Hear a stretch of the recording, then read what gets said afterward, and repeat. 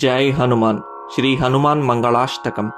वैशाखे मासि कृष्णायां दशम्यां मन्दवासरे पूर्वाभाद्रा प्रभूताय मङ्गलं श्रीहनुमते करुणारसपूर्णाय फलापूपप्रियाय च माणिक्यहारकण्ठाय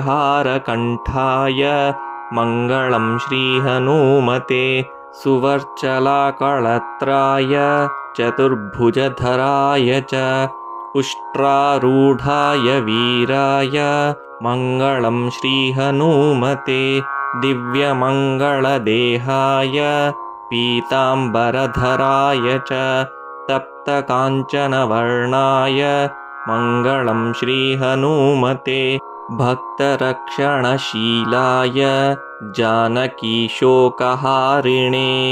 सृष्टिकारणभूताय मङ्गलं श्रीहनुमते रम्भावनविहाराय गन्धमादनवासिने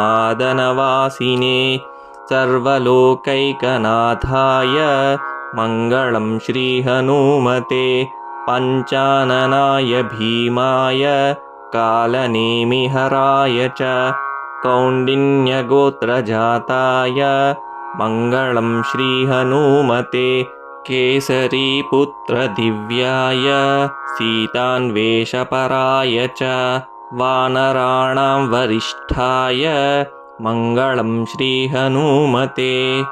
इति श्रीहनुमान् मङ्गलाष्टकं सम्पूर्णम्।